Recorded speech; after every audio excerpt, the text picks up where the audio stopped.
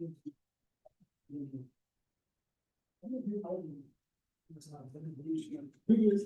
does it have to certify audio? No, no.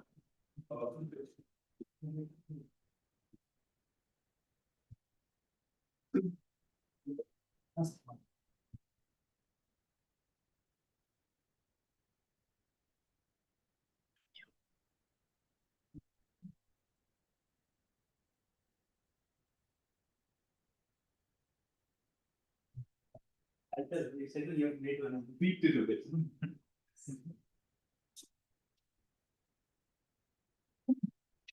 Start. So same thing.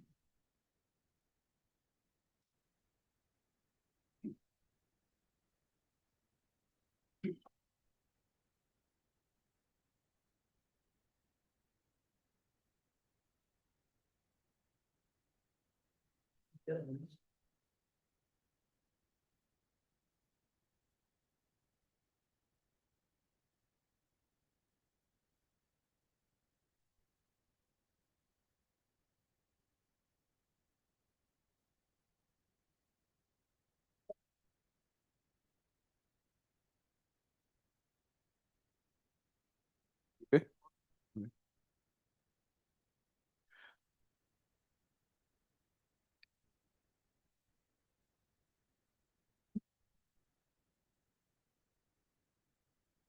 Very good start.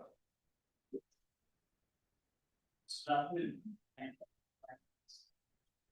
we are privileged in fact interviews visiting as a relevant scholar, and we requested him to take a session with us. Something that all of us can relate. How do we, as an Indian studying Indian phenomena, can theorize and make it publishable to the top tier journals? And he's kindly agreed to take us through that. So Professor Anand has been writing and editing for top tier journals, especially in the IS group, the MICE Quarterly and ISR. So he brings that into his experience and take us through that. It's a privilege to have you, sir, and Thank you. Look forward to the session. Thank you very much. Thank you all. It's a pleasure. Thank you. It's a pleasure to be here. Thank you very much. I'm back on IMB campus after like 20 years, and things have changed quite a bit on the outside. On the inside, things have been for the most part the same. But it's always a pleasure to be back here. Don't let the size of the file freak you out. There's a lot of slides. So there's a history to this, right? What I was planning to present was something else. And then last week, I got an email from Mayank saying, we want to tweak your presentation. Here's a completely different topic. I want you to present on this. So I've had 3 or 4 days to put together this presentation. The first time I'm presenting it. If it goes well, the credit is all mine, of course. If it goes badly, it's all his fault. Right? And if there are questions that I can't answer, that too is again Mayank's fault. So I'm making him completely sort of a co-owner of this activity. Okay? So with that, let me jump right in. So I've tweaked the title that you suggested, and I've given it a slightly different frame. So the solution here is Theorizing as an Indian for publishing in elite journals, right? And this is something that most of us struggle with, I think, and I'll sort of go into some detail on this. A couple of caveats.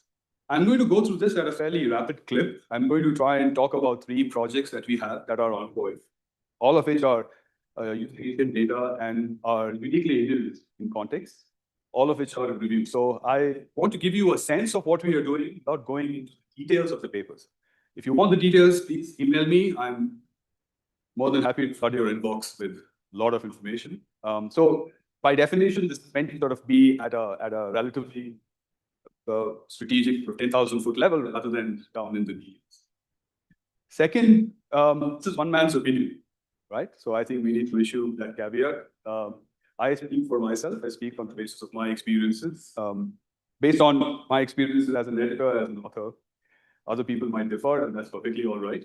They have a right to be wrong, like I have a right to be right, right? But so always, please assume that this is not gospel. This is my viewpoint, and so you won't be able to take it at that. Okay, so here's a quick introduction to the overview. Quick introduction.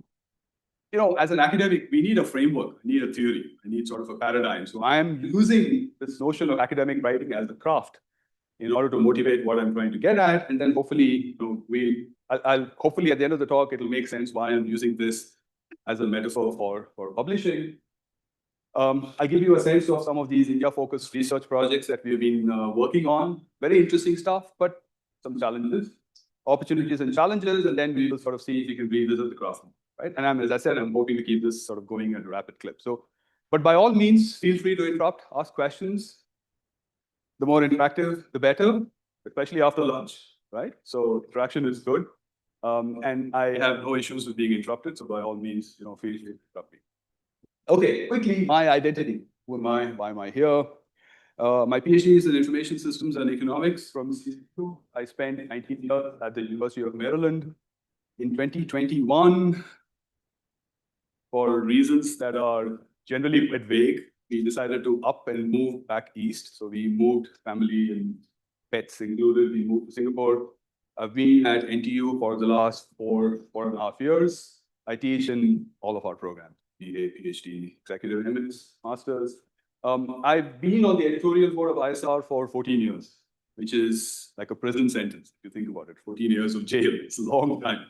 I've been on the MSQ board off and on for different special issues, but a lot of what I'm going to give you is based on my experiences there. What do I work on? I am primarily a quant, right? I'm a quant, econometrics, data, empirical research, right? And the moment I say that, I want to sort of create in some ways a beneficial stereotype. This is my perspective. These are my biases. Okay, and so my biases will inform my opinion. They will inform what I'm telling you. So it's useful to keep this in mind. Where do I fit in? I'm sort of quantitative, positivist for the most part. Economics, strategy, economic sociology are the theories that inform my work. So that's sort of my default assumption, not necessarily the best view of the world, but that's the way I approach things. It's always useful to think about reference communities, who speaks for me, who speaks to me. This is primarily the IS and economics crowd. So WISE, informs, I don't know how many people are familiar with these communities, but these are the places that I typically attend. These are the places that present papers. Okay, so this is sort of my background. Who is saying that? Arguably assistant professors and PhD students, junior faculties who are trying to figure out what to do, right? How do we find a way to went through this weird process of publishing, which is getting weirder and weirder actually as time goes by. In particular, thanks to Mayan, I've skewed the presentation more towards India-focused work, people who are working in India and trying to publish work that is set in India. For UTD and FT journals. Now, I think I want to emphasize the fact that we are talking about UTD and FT50 because these journals are in their own way quite idiosyncratic. And I'll give you some data. Okay, where for the most part, just being in India or having Indian data is not enough. It's almost never enough. So there is always something else you have to bring, and we'll spend a little bit of time talking about that. Sample size of 1, so buyer beware, right? Okay, so my starting point, as I said, I need an overarching framework. I'm going to use the concept of a craft, right? What does it do? We are primarily crafts. The argument I would make is academic writing for a paper, writing a paper for a journal is largely a craft-based process. Okay, you're not creating art. It's also not industrial. It's not sort of production level, assembly line. There is an element of craft. Now, why do we call it craft? What is a craft, right? By definition, based on a lot of research done back in the day, craft involves 3 steps, right? One is there is an element of utility. It's useful. There is something that you're doing that is useful, right? You're a carpenter, you're making a table that actually works.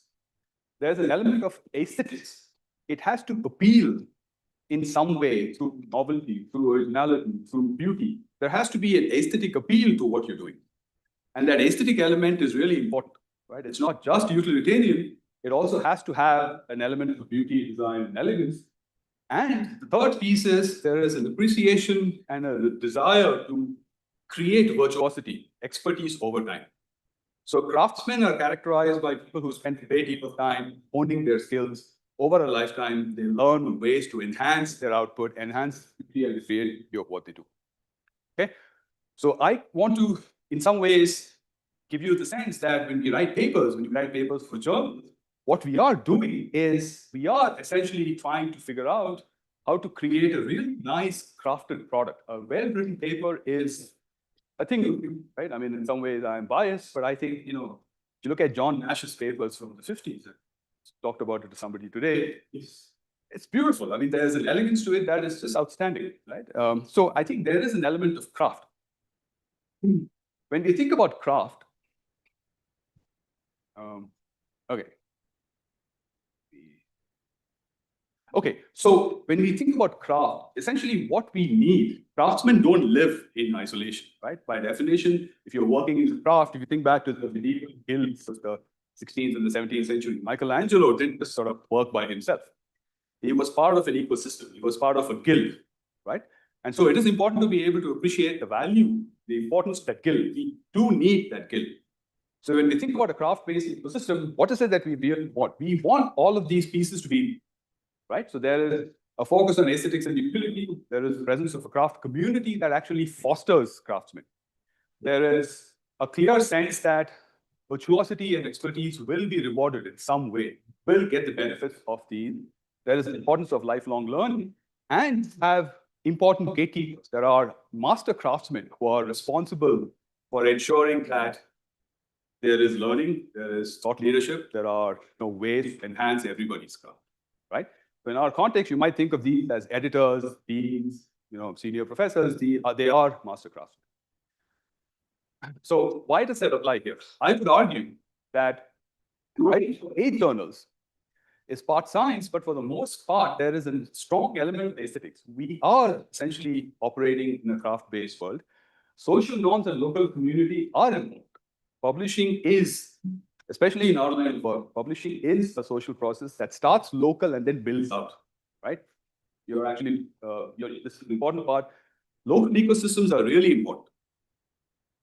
It is not possible to exist in isolation and own your craft. You have to find a way to sort of connect to a local ecosystem and have the local built out. And you have to be able to engage in that. There has to be a way for you. Okay? So if you think about publishing in an age journal, and this being a craft, the next question comes up is, well, what is so special about publishing in an age journal? Why do we make these things so ridiculously difficult? What does it mean? How do we parameterize what it means to actually publish in an age journal, right? So what is the top journal? Typically, it's a sense-making operation, if you will. We all get together and agree that these three journals are age journals, right? So it's typically socially and collectively determined in terms of what happens to when a journal becomes an age journal. It appears on these lists, FT50, UTD, pick your favorite list. These journals appear in these lists, right? And they sort of become top journals. Within Informs, which is sort of, I guess, my home community, if you will, there are a whole bunch of journals that are considered to be top journals. But let me take ISR as an example, because I'm familiar with ISR. If you think about ISR, it's a clear consensus journal that's present in UTD and in general, ISR has over 900 submissions here. So there are 900 papers submitted to ISR, relatively long cycle times. So if you are lucky, the first review comes back in approximately 100 days, which is 3.5 months. If you are lucky, the average time to acceptance on the first submission, which is you submit a paper, it goes to 2, 3, 4 rounds, it gets accepted. The average time to acceptance is 500 days. Right? So that means if you are lucky, you are spending 1.5 years, almost 2 years on a paper. You get through a couple of rounds. At the end of the second round, if the paper gets rejected, then you go back to a different journal and you start from scratch. Right? So you're essentially sort of repeating this loop, very low acceptance rate, roughly 10 to 12%. This reflects sort of this notion of rigor and selectivity. Arguably, the research is impactful. We believe the research is impactful because it is heavily cited by other people. But that's, again, it's representative of age journals. Most age journals have similar things. There is a process that you have to undertake to be able to publish in these places. You have to find a way to combine utility and aesthetic. Editorship resembles a guild. You become an editor, you're sort of inculcated into this guild where you now act as a gatekeeper. And there are diverse audiences and methodological areas of research. Now, the question is, how do you find a way to crack the code? Okay, how do we find a way to crack the code? And that becomes particularly important for us when we bring in the Indian context. And it is, so this is where sort of I had to put some stuff together last week after I had an email interaction with Mike and trying to say, well, what is the Indian context? How do we bring in the Indian context and what happens when we actually think about work in the Indian context? Weirdly, I have some experience with this because many years ago, over 20 years ago now, my PhD dissertation data was from India, is from India, continues to be from India, actually, right? So I got data from Infosys back in 1998, 1999, and my first few papers were actually on data from India. But at that point, I essentially made the argument that although the data is from India, the theory and the underlying sort of incremental contributions are not Indian. It just so happens that the data is from India, but the underlying contributions theory were fairly generic. It doesn't matter. You could have had this in China, in South Korea, in Brazil, and it would make a difference. Right? And 20 years ago, that worked. It worked with a certain amount of difficulty, but for the most part, I didn't have to go out of my way to create or to be able to justify an Indian context. I just said, well, we're talking about software contracts, we're talking about outsourcing, and so this happens to be from India. Lo and behold, here are the results. Let's move on. Okay. Interestingly, over the last 20 years, things have changed. And things have changed in sort of interesting ways, and I want to try and get into that, right? But the question really is, when we think about research today, and we look at a lot of the papers that come to these journals, which are uniquely rooted in India and uniquely rooted in the Indian context, what is the reception that you get from journal editors and from reviewers? A large number of whom are not Indian, right? So the question really is, has Indian publishing been successful in the journals? On the face of it, the answer should be yes, right? Because it's a large country, many interesting questions. We have a lot of Indians in the broader community. Scholars lead in terms of editorial roles and senior professorships, deans and academic leaders, primarily located and trained abroad. So instead of giving you an answer, I decided to look at the data, right? So I actually used Claude and I pulled down all the papers published in MSU and ISR. These are two journals in my area over the last 3 years. And I sort of did a count of where the papers came from and what were their underlying data sets. If I had to sort of locate a paper in a certain geography, where would that be? Right? Just to get a sense. So while I think there hasn't been enough of Indian focused content, I wanted to make sure I wasn't biased, right? So this is from ISR, and in ISU, over the 3-year period, ISR has published over 390 papers, which actually was surprising to me. I didn't know we published so many, right? It's just quite a lot. The number of papers on Chinese data and context is 14. So there are papers on Chinese platforms, there are papers with experiments in China. Number of papers with US data and context, as you can imagine, is 200. You know, everything from patent data to firm data to platform data, it all comes from the US. For the most part, when we see data coming from the US, we don't ask questions, right? So there is the sense that stock price data from the US is legitimate. Studying crowdfunding using American platforms is okay. Studying social network data from the US is fine. Okay. There is obviously self-selection, there is bias, but for the most part, nobody seems to pay attention to it because we've all sort of been co-opted into the sense that this data is rich. Fine, right? Number of papers using Indian data is 3 in ISR and 2 in MISQ.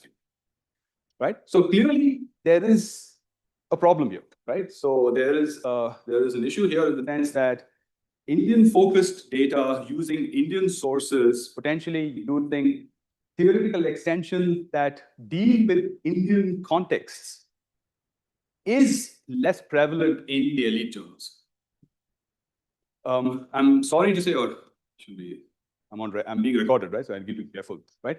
I think it is reasonable to say that the Chinese have pulled ahead in the last 10, 15 years because the Chinese government and universities have made a concerted effort to rectify the situation. So the numbers that you see are nowhere near what you see with respect to the US, but you do see some uptake in the numbers. There is more and more a sense that data from Tencent and Meituan and JD are legitimate, they're okay, right? I have papers using Chinese, right? And so I occasionally worry that the data may be dodgy, but for the most part, I've been convinced that the data is clean, right? And so why is this the situation? How do we find a way to rectify the situation? What is currently sort of the context that we are operating in, right? That's what I want to try and get at. So why is there a limited participation? It's clearly not because we lack interesting questions. I'm hoping to convince you that the 3 studies that I'm going to describe briefly are interesting because they are uniquely Indian, but let me see how far we go. Is the presence of Indian data enough? Likely not, right? That's usually the place that most people start. Oh, this data is very cool. And as an editor, my response to that is, so what, right? Why does that matter, right? You have to be able to make the argument that this data is cool for a series of reasons. Here are why data is, right? So let me revisit the craft metaphor. Is it possible, and this is the hypothesis that I would like to present, is it possible that the reason we always bump up against these battles when we talk about Indian data or the Indian context is because we don't have, arguably, the makings of a craft ecosystem as yet in India that is rooted in the Indian context, that is aiming at these elite journals, that has all of these elements of the craft ecosystem, right? A vibrant ecosystem, a focus on aesthetics and quality, appropriate reward systems, a culture of addressing and publishing these journals. All of these pieces we probably don't have. And there might be a way to rectify the situation. And I think there is already ongoing motion in that direction, where we should be able to get some of these pieces in play so that we're able to address this problem. Okay, so I'm not saying this is a definitive answer. I'm maybe proposing it as a hypothesis to you, which is there are business schools in India, there are scholars, you have a large number of Indians in fairly senior positions in the US and in Europe. Maybe we need to take a leaf out of the book that the Chinese are using in finding ways to generate this craft ecosystem. And that might be a way in which we get to legitimize India-focused research, questions that are of interest to India, and topics that are in some ways uniquely. Okay. Now I'm going to give you again. I'm going to sort of quickly walk through 3 examples of research papers that are, I believe, have some of these flavors. All 3 papers are in review. They are in the review process, and we'll see where they go. So far, I've presented them at conferences, and they seem to be well reviewed. But we'll see. And they're very diverse, different author teams. They're very diverse, but they're all uniquely Indian, right? I think. So if I'm wrong, please correct me. Okay? Any questions so far? All good? All right. All right. So let's start with caste-based endogamy and benefits of platformization. Any single people here? Everybody is married? No. Single? Do you guys use? I'm assuming everybody uses these, right? But anybody here on one of these matrimonial matching systems? Shadi.com, matrimony.com, or there's a third one, I forget. There's one more. Anybody? No? Not a platform, but I'm on the arranged marriage market. Like my biodata is being circulated By whom? by my dad. Ah, okay. Uniquely Indian, right? So hold on to that thought, and we'll come back to this. And this is the interesting part about this paper. So let me sort of try and get into it, because this paper is in review, and I have a bunch of slides that I don't think I'll need to use here for this audience. I presented this in Hong Kong, and my Chinese colleagues were completely flabbergasted. They were like, "What? Your father is looking for a bride for you? What? Why?" Perfectly normal. What's the problem, right? And it completely blew their minds, because they were like, "Whoa, this is a weird concept." Not really. Anyway, so let me try and get at that, right? So this is essentially a paper following in the platform tradition. We all are familiar with platforms, so I don't need to sell you on the value of platformization. Okay, so the argument that I want to make is this, right? So if you think about platforms, the early platforms were completely transactional, books, CDs, auctions, very simple.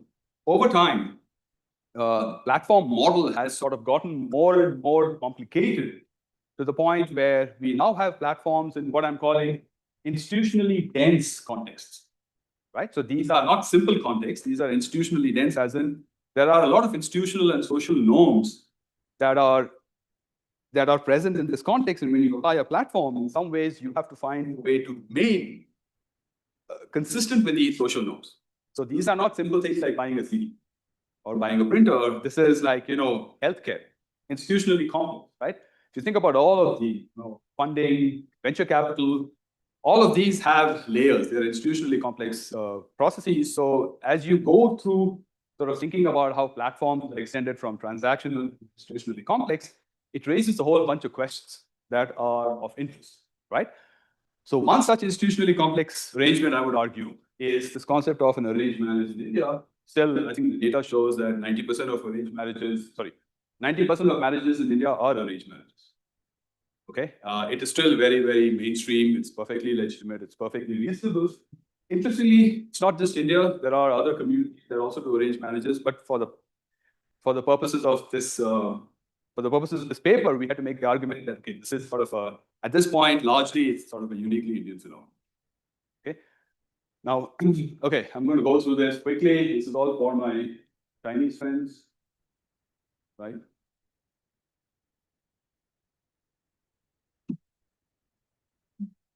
Okay. I think most of this is probably familiar, right? Highly individualized multi-step process, early stages, friends, family, and networks. You match on a whole bunch of things. I did not have an arranged marriage, so I miss out on all these activities. Right? But anyway, so you go through all of this stuff. There's family checks on character. Right? I mean, it's important that you have to have good character. And of course, there's tremendous embarrassment, social embarrassment. Right? Things don't go well. It's not just, I bought a bad laptop or I bought a bad printer. You can't just turn it, right? It's not that straightforward. This is a little bit more complicated. There are formal artifacts that are used. Of course, my Chinese friends found this hilarious. They thought this was incredible. I told them it's actually quite common. We still see these ads in the newspaper.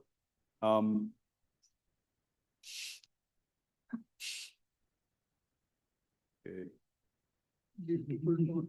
All right, rituals and symbols. I'm going to skip through all of this. I think it's all okay. So there are three important features. These are three important features that differentiate the Indian context, right? One is the role of family involvement, right? It's actually perfectly legitimate for a family to be looking for a spouse for a member of the family, right? Which again, if you think about it from a slightly non-Indian perspective, is like completely la la land. Like it's bizarre, right? I mean, I've had friends who look at this and go, "Really, you trust your mom?" Like, sure. I mean, in theory, yes. Or you trust your dad? In theory, yes. But you always reserve the veto, I hope. Yeah. But right? But in theory, family involvement is actually very key. Because platforms will find a way to ensure that this is available, right? You will actually create the functionality for the profile to be managed by the family, right? That's one.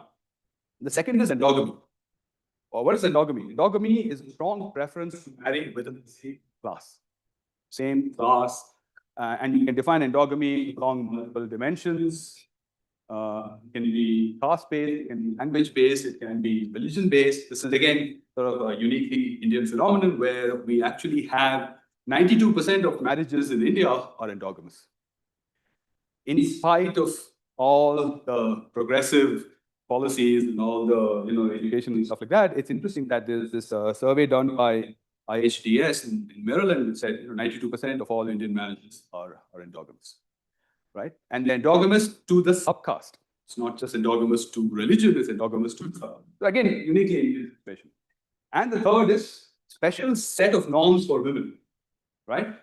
And it is something that people have actually written about how women are considered to be custodians of family and caste status. So it's one thing. There's a separate set of norms for men, slightly separate set of norms for women, which informs how people operate on these platforms. Okay, so this is sort of how platforms work. As you can imagine, there are three, Jeevan Sati, yeah, that's the one I was looking for. There are three large platforms, tremendous amount of action. There is a great deal of revenue. The CEO of Bharat Matrimonial is a friend, and it's sort of interesting conversations because he will tell me stuff that I can't obviously repeat. But it's always interesting to me. I've been married 20 years and I'm still learning about marriage, about the intricacies of marriage. Interestingly, they are very clear about not being like dating plans. So, casual use is discouraged. All right. So they do not want non-serious people. And of course, they apparently, these platforms have a way of pushing out if you are, I think the term is if you're looking to hook up, they say go elsewhere. This is not a place where you hook up. This is a serious enterprise, right? And the offline process that includes monogamy, involvement, and structure, all of these are replicated online. So we actually have data from one of these platforms, and it's interesting. So I thought I was aware of sort of the caste system broadly, right? Let me show you this. See. So anybody can create a profile. You can, as I said, it can be created by a relative. You provide all your profile information. Okay. So you provide your profile information. I thought this was really interesting. Again, wheatish complexion, uniquely used. Again, you have to explain to you what the hell wheatish complexion means. So, any conversation? I think it's the word brown for the. Yeah, but somehow brown doesn't quite capture the intrinsic wheatishness. It should sound like white, but it's not white. So There you go, right? I mean, some of these are just uniquely, you try to explain this, and we've had reviewers ask us, wheatish? The hell is wheatish? And we were like, well, think about wheat, that color, right? It's the color of brain, right? Let's see. Okay, so you put in partner preferences, and you can put in essentially what your partner preferences are. The interesting part here is this. You can select caste, and you can go down and select subcaste. Now, just quiz, if I were to click on this, how many choices do you think I will get? I just want to get a sense of what you think. 5? Okay. 1,000. Well, 850. I mean, it was just incredible, right? I mean, I'm Indian and I grew up here. You're kidding me. Where? How? Again, this is true. You actually have an elaborate fee structure which lists it down at you're up to almost 1,000. New costs are added depending on demand. So if there are 10 people of a specific subcaste and they go to the platform and say, hey, my caste is not there, they'll add it. So this is almost on demand. So there is a massive amount of specialization that goes in terms of castes. Okay. Okay. Of course, you have a standard registration. You register. You start activity. When you send and you're interested in somebody else, you send out something called an expression of interest. So the EI is sort of the measure that we use. And if the other person says yes, then you have essentially a diet. So we talk about it as a match diet. Okay, fairly standard stuff. Now, here is where it gets a little bit more tricky, right? So our question here is, we have data from a platform, a matrimonial, and our question is, well, I can say, look, here is a matrimonial platform, here is some data, here are the results, and the first question I'm going to get asked is, well, this is like dating, right? What is so different? We have 15 papers on online dating, what's different here? So my first thing I have to do is I have to find a way to tell you why this is interesting and what is the specific context in which this is interesting, right? And so when I think about theorizing for Indian context, I have to be able to tell you, well, here's a problem. This problem might exist in some form in the dating platform, but clearly it's structurally the problem. Here we are looking at a different situation. And what is the theoretical angle? Why do I think this is interesting? Right? This is the part that arguably will allow me to give you an argument for why this is generalizable. So it's not just about matrimonial platforms in India. I have to be able to give you an argument for why this is generalizable, right? So the notion here is, when I take a highly institutional process, heavily complex, lots of social norms, complex process that's been going on for hundreds of years, and I take that platform and I try to replicate it online, okay, what do I use? What do I gain? What happens to that underlying institutional process when I take it on? Right? So the argument I'm making is, what happens is this notion of institutional unbundling. What used to be one process, one sort of complex process can now be broken down into modular pieces. And when I break down this complex process into modular pieces, there are opportunities for unbundling, which allows me to create a different set of processes within those sub-processes. Okay, that sounded as a terrible sentence. Let me try and rephrase, right? So if I take a full process and I break it down, what used to be important in the original process does not have to continue to be important. It can now become less important. It can become more important. I can completely nullify the value of something that used to be important in the offline process because I've moved online. And if that is the case, then from a policy perspective, I have the ability to create a sort of a welfare enhanced outcome. I have the ability to actually burden something, right? So that's the argument that we're making. How does that work here? Let's say. Okay, so when institutional complex social processes move online, the question I'm asking is, does adherence to institutional norms still carry over, right? And the specific institutional norm I'm interested in is caste endogamy. The argument I'm making is, when I move stuff online, I don't have the potential for social embarrassment is reduced a little bit online. There is a little bit more privacy. Things are a little bit more at arm's length. I have the capacity to look outside of my caste class, because now online, I can actually search across a wide variety of profiles. There is no embarrassment to reaching out to somebody and have that person say no. It happens and you sort of brush it off, right? The typical institutional gatekeepers that prevent this from happening in the offline context. Supposing I wanted to actually talk to a not in my caste, I have to go through a certain social process and there are gatekeepers who will prevent it. All of those things don't happen.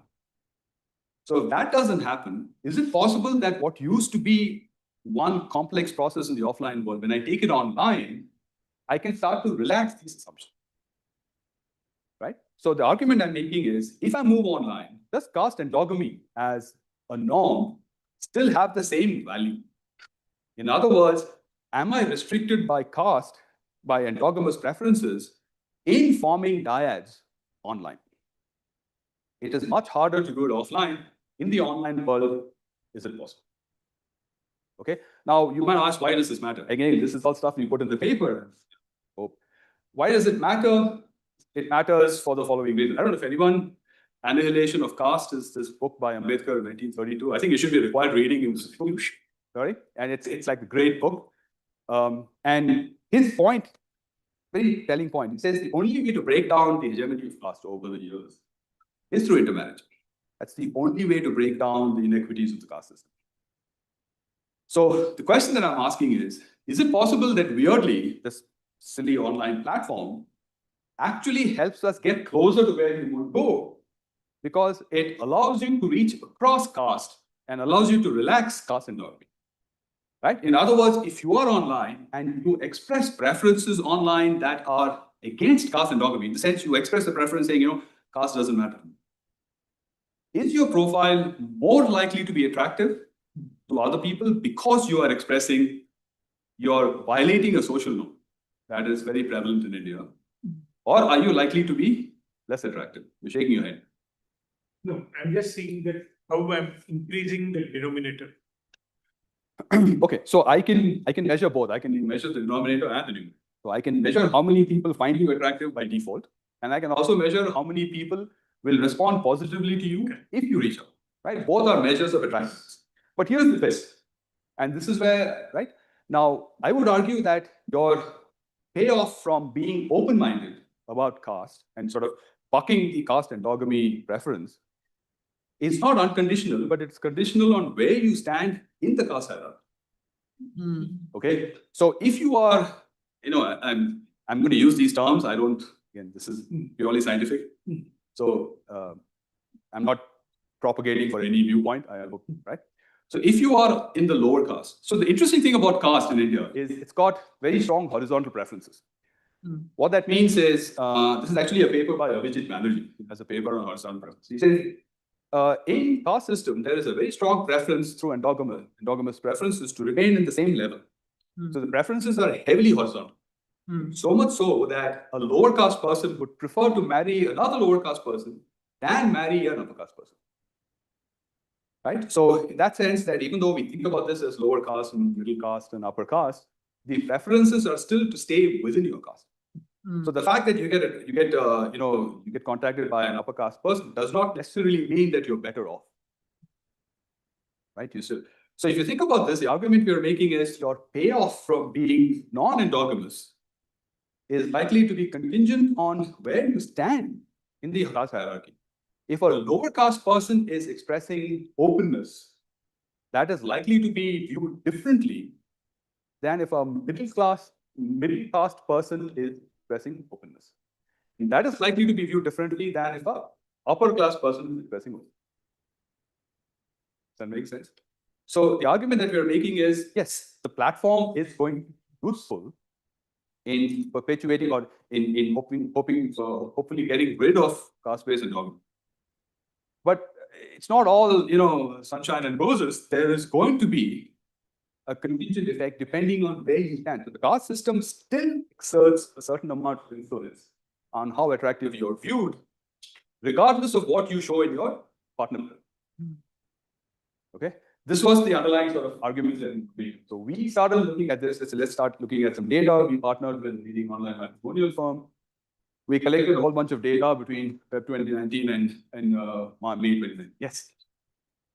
Here my question is economy status. If the people are Yes. typically this, Yeah. I don't think so. They are giving importance to caste. Okay, I can guess that. Yeah. So on these platforms, they have again, you can connect your Aadhaar card to your profile, and the platform will certify your income. And so if you look at a profile, there will be a green check that says income certified. So you actually provide your income that is checked by the platform, and it creates a tick. It creates a little green check mark to show that your income is verified. So one of the things we do is we actually control, or we check to see if socioeconomic status, geography, language, food habits, right? So meat eating versus non-meat eating, and complexion have an influence. And none of these things have, so they do have an influence, but they don't change the underlying result. But yes, your point is well taken. Because when we take the example of film actors, Yeah. or there are many film actors. They went beyond caste and religion. Only based on the Yes. maybe social economic status. Correct. So that is sort of the, in fact, that is one of the findings we find, right? So the same principles that apply to people in upper class or upper caste do not apply to the rest of us. So movie stars can do stuff, and people in the lower class can do stuff, but the vast middle class will not do it, right? Because the middle class is stuck between legitimacy from below and economic success from above. So there is this actually fairly robust research in sociology that talks about how people in the middle class always have a slightly different perspective when it comes to status, right? So Shah Rukh Khan can do it, and Amir Khan can do it, and Salman Khan, I guess, can do it. Yes, Salman Khan is a unique case. Actually, I don't know anything about Salman Khan. I don't know why I'm using him, but anyway, right?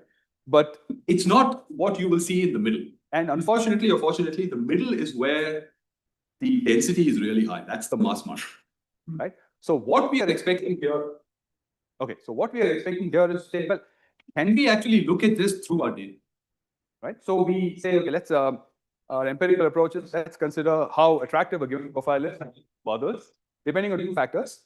Hang on a second, whether a user is indicated strongly endogamous preference and where the user exists on the current caste hierarchy. Yes. Yeah, I actually had a question. I found this interesting about that. You said that even the not the endogamy becoming non-endogamy depends on where you are in the caste system. You did talk about institutional unbundling, right? Where in the sense that now that we have these digital platforms, the institutional processes might lose their importance because they're becoming compartmentalized. So, but now that you bring in the fact that even that is dependent on where you are in the caste, when you look back at institutional unbundling, so how do you resolve it? Yes. Do you find them to be against one another in some sense? So here's the institutional unbundling, if I look at this data, I would say on average, we do find that being online reduces caste endogamy. So if you are expressing openness, I'll tell you how we express it. On average, things are better, right? So on average, if you are open, you get more responses and there's a higher probability of your finding dyas. But it's not that for everybody. So not everybody gets the same benefit. And your benefits are completely contingent on where you are on the caste hierarchy. So institutional unbundling in the sense that this would never happen offline. In the offline context, this would happen if you are Shah Rukh Khan.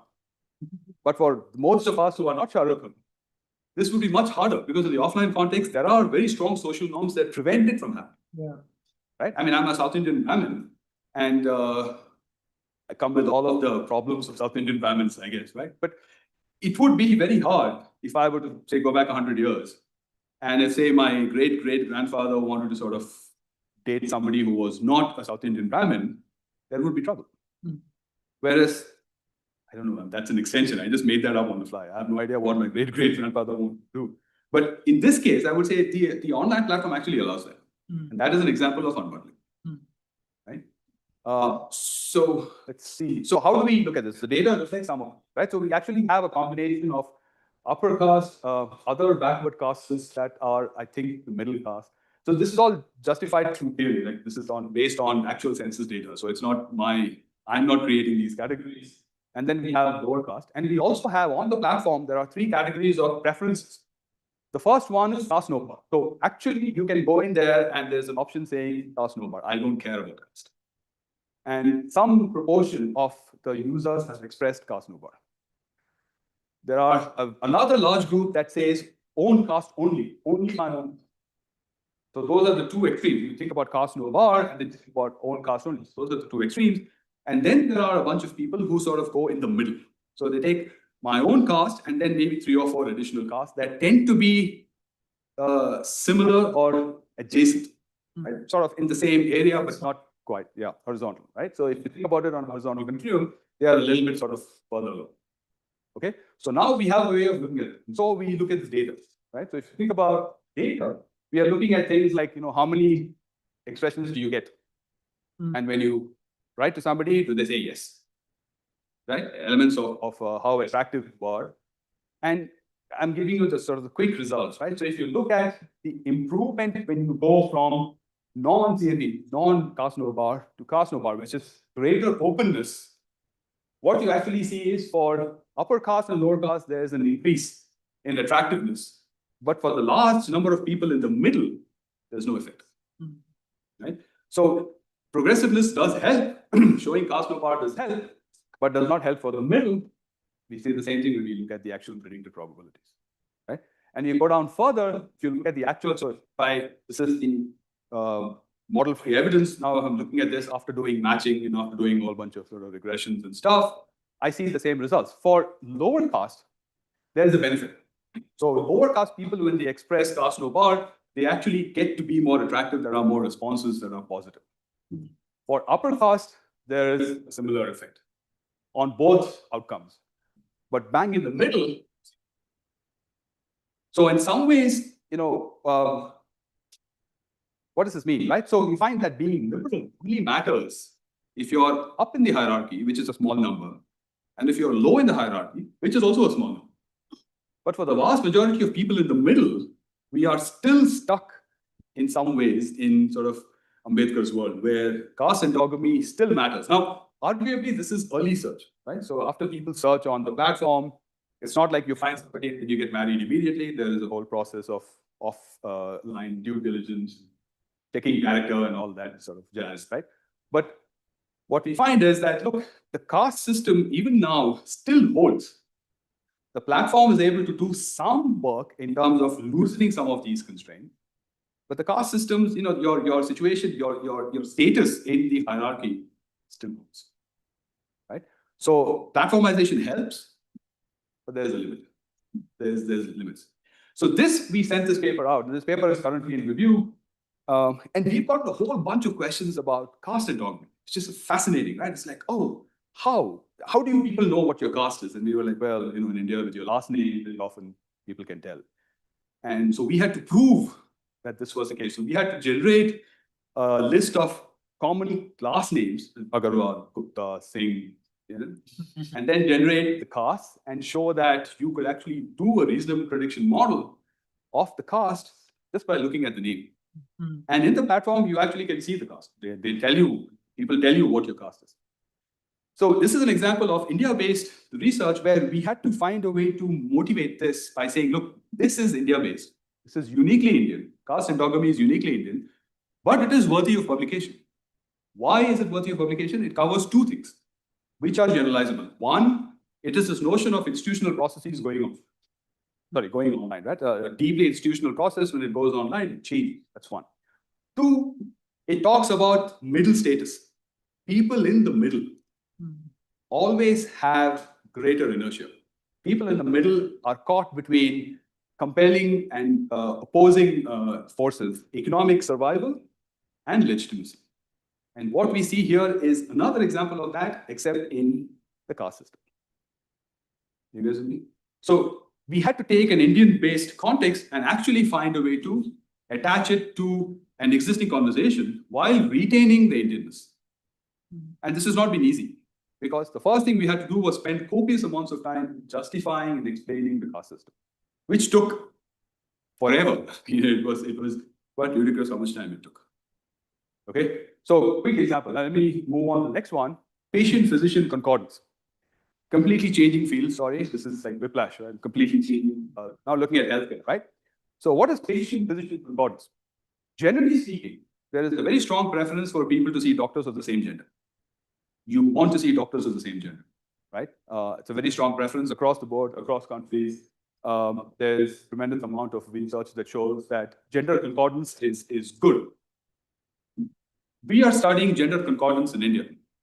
Okay, so we are looking at what happens to doctor-patient gender concordance in India as an important topic. And the first question comes up is, why is this important? Why is this important in India? Why is it not, why do you need to study in India? And now I have to make an argument for why, looking at it from an Indian perspective, why is it important? This paper is in a special issue on developing countries at MSOM. So it's, we are sort of trying to make that argument. Okay, so the problem here is this. In India, these are documented facts. There's generally a low level of supply of female physicians. One, fewer women know. Two, there's a large number of female patients. Three, female patients do not like to go see male doctors. Four, especially in rural areas, there is a huge amount of aversion to going and seeing a doctor itself, let alone seeing a doctor of the opposite gender. Okay. Five, early intervention is useful in long-term outcomes. All of these happen in developing countries, especially in India. So in India, it is important to be able to ensure that women patients actually have the ability to see female doctors as and when necessary, because they otherwise refuse to see male doctors. And that has negative implications for health. And this is particularly true in tier 2 and tier 3 cities and in rural.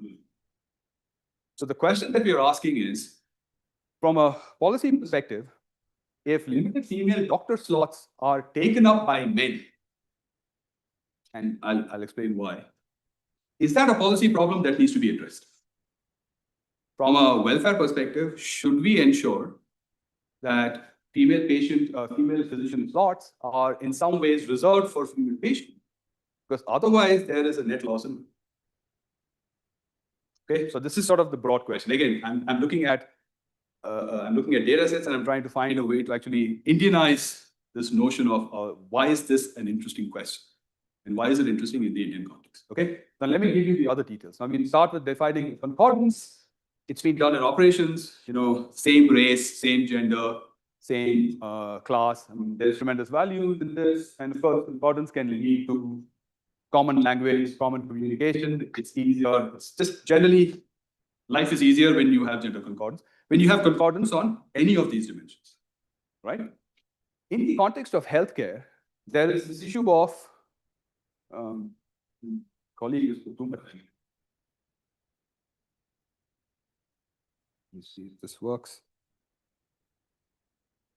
Okay, so why does concordance matter in healthcare? There is a lot of research showing that when there is gender concordance, there is better communication. You're more likely to open up to your doctor if it's the same gender. You're more likely to get frank advice from your doctors if there is the same gender. You're more likely to comply with medical instructions when it's the same gender. And your medical outcomes are better if it's the same gender. And it's not a stretch to say this is sort of understandable for most of us, particularly in sensitive areas like gynecology. There's gynecology, mental health, in fertility, all of these, there's clearly a very strong preference to see physicians of the same gender. Right? The more sensitive, the stronger the preference. Okay, so this field. Now, the question is, if I were to shake the system, if I were to perturb the system and create a great deal of ambiguity or stress in the system, when that stress is expressed, do patients change physicians? Right? Is it more likely that patients will change physicians when I shake the system? More importantly, if I shake the system, is it likely that male patients are going to start looking for female physicians?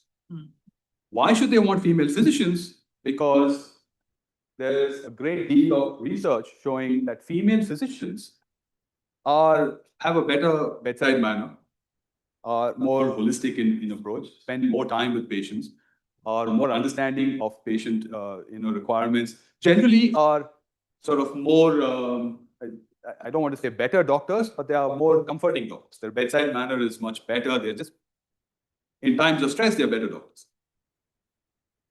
You guys with me? Right? So what we have is, yeah, go ahead. There are stereotypes, but there's also data to back it up. So there's data on a series of surveys.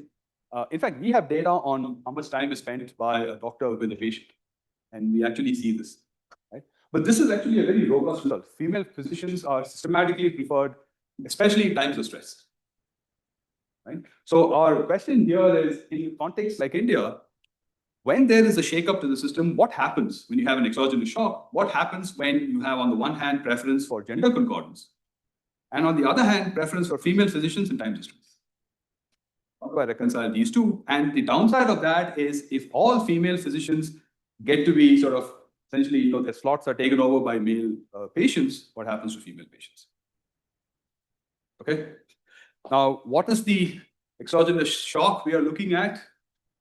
Some of you might have guessed. And it's gone. Okay, COVID. Right? So we are looking at the COVID lockdown. All right. So March 24th, 2020, you had a few hours before the country went into lockdown. Arguably, the point was to create, more safety, safer at home. Society was upended, all these things would happen. But the problem is, the theoretical angle here is ambiguity. What a lockdown does is it arguably makes you safer, but it creates a great deal of ambiguity in your environment. Right? Now, mathematically, theoretically, how do we define ambiguity? So if you think about risk as a probability distribution over states of nature, ambiguity is a probability distribution over the probability distribution of risks. Right? So ambiguous means I don't know what the risk probabilities are. I can tell you, look, there are 3 states of nature and there's 30%, 30%, 40% chance. Ambiguity is, if I shake the whole thing up, I don't know whether event A has 30%. Event A has somewhere between 10 and 50, 10 and 20, 10 and 30, but I don't know where. So ambiguity is a sort of a second order construct where it increases the level of confusion that you face, even if risk by itself doesn't go up. And in fact, there's a lot of work on ambiguity aversion that talks about how, when faced with ambiguity, people actually are willing to opt for gambles that have less expected value. So I make less money. I'm okay with that as long as I don't have to deal with the ambiguity. Are you guys with me? So the argument that we are making is what COVID did, arguably you were safer, right? So you were staying at home and you were safer, but from healthcare, children, school, food, essential supplies, jobs, there was a tremendous amount of ambiguity that was induced. So people didn't know when this was going to end. And what that does is it creates a great deal of ambiguity aversion. So our argument is, when this happens,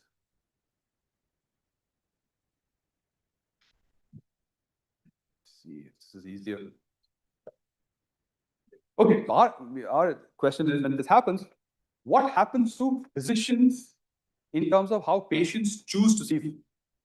Are you more likely to see men, or are you more likely to see people gravitating towards female physicians? Because in ambiguity, female physicians are more comforting. Sorry, No. He'll go to anywhere. No gender parity. Ambiguity is there.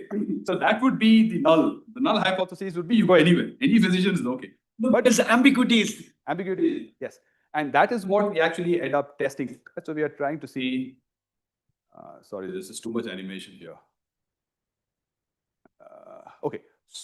So our question is, given the lockdown, do patients stick to gender concordant diets, or do we see a difference? Do we actually see, right? And that is interesting again, as I said, from a concordance. So if I were to look at the data, what we have is, let's see. Okay. So the data we have is from HealthClicks. It's a company in India that runs EMRs. This is one of the largest EMR providers.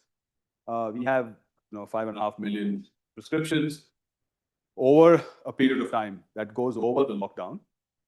We have data on 1,800 male doctors and 136 female doctors.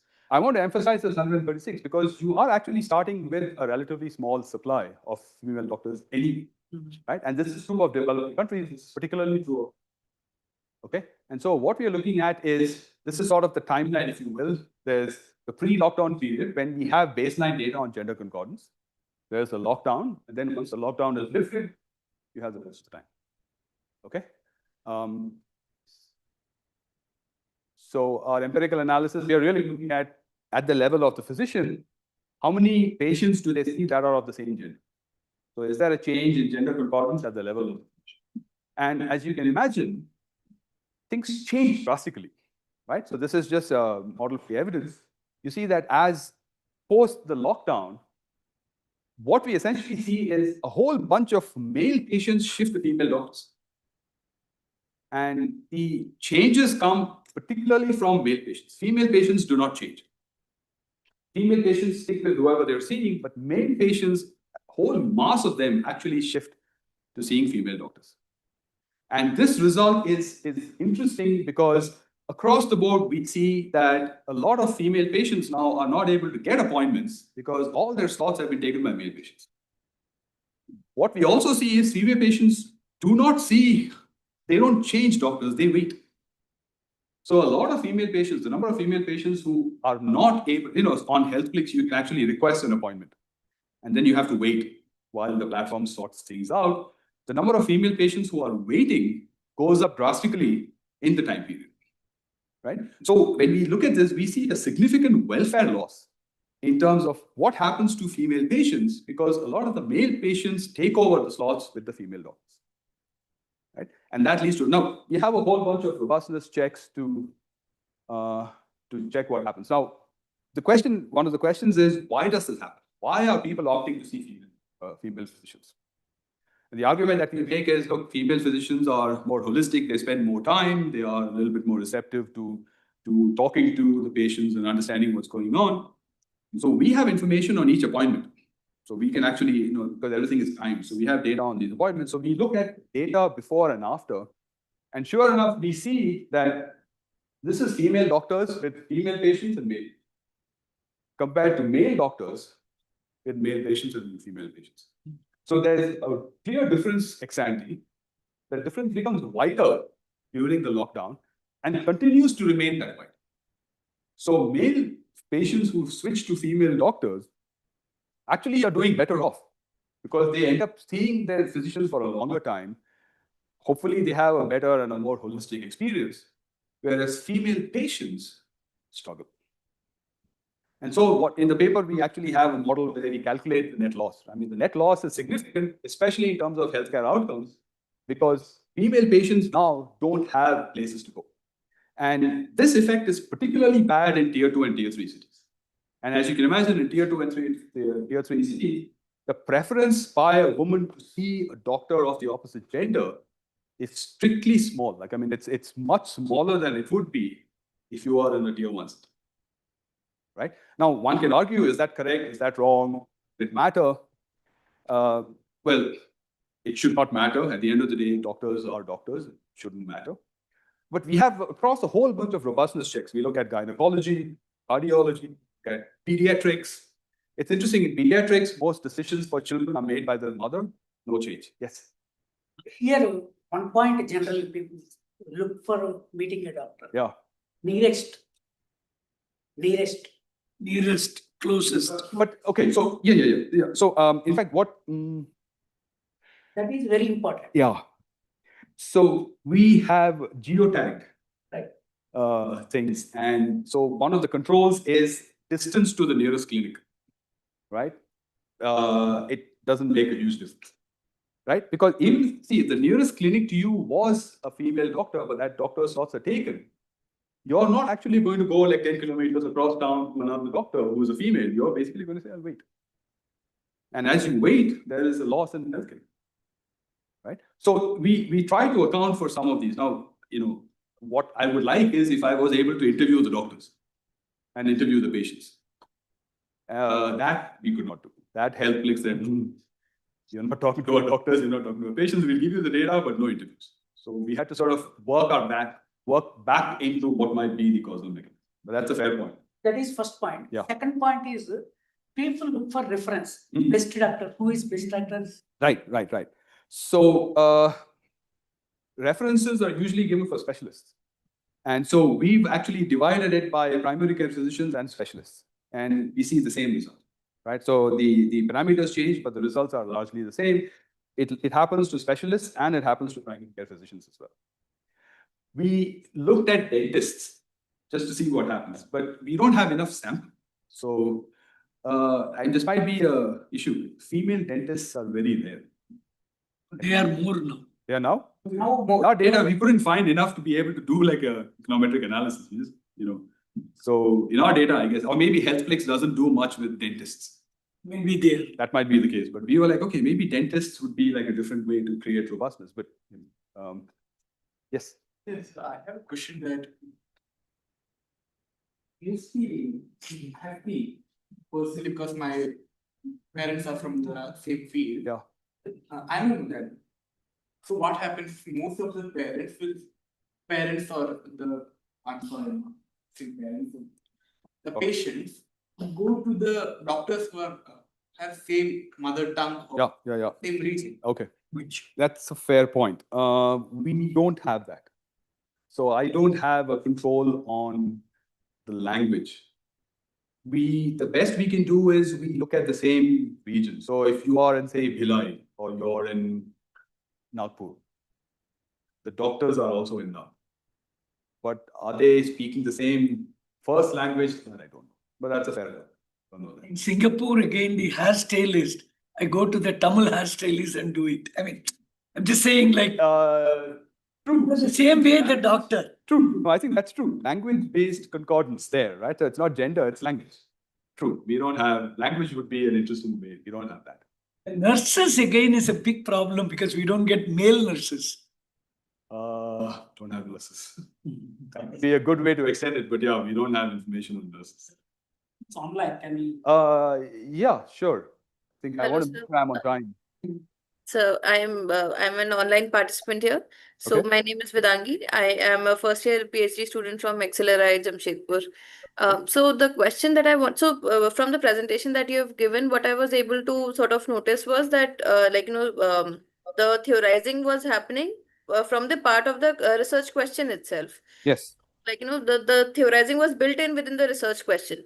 So is it necessary that that this theorization should happen at the stage of the idea conception itself, or is it something that can also happen later? And as a follow-up question to this, I would also want to ask, let's say if my research question was a little bit more general, in that way, is there any way that I can bring out the Indian context for those kinds of topics? Okay. So the first question, does the theorizing happen at idea conception? In the kind of research that I do, no. Right? And I think I had a conversation about this with one of the PhD students. My approach is we first look at the question, right? Because I come at it from a slightly different perspective. So my perspective is I look at a question that is of interest. I should be able to find the question interesting. There should be a policy implication to the question. There should be something that sort of drives real life decision making. usually the question then leads me to the right theoretical design or the right theoretical frame. So when I was a PhD student, I was trained that, the question, the methods and the theory follow the question, right? So it's not, you don't put the theory before the question is important, and then the question sort of introduces you to the right theory, right? So there will be this whole concept of like, you first figure out the question. What is the interesting question? Because increasingly now in journals, they want novel and original and interesting, insightful questions, right? And I think the theorizing comes later when you try to position that research question within a larger conversation. That then tends to be theory driven. So when I look at endogamy or when I look at arranged marriages, my question is, well, does arranged marriages, are people likely to look outside their caste when they're online? That's the question. Now, that's an interesting question in and of itself because there's a policy implication to that question. But once I have that question in mind, now I have to work backwards to see what is the appropriate theoretical perspective on that question, right? So that's how I tend to look at things. Now, of course, different people do it different. That's my approach. The second question, I don't remember, what was the second question?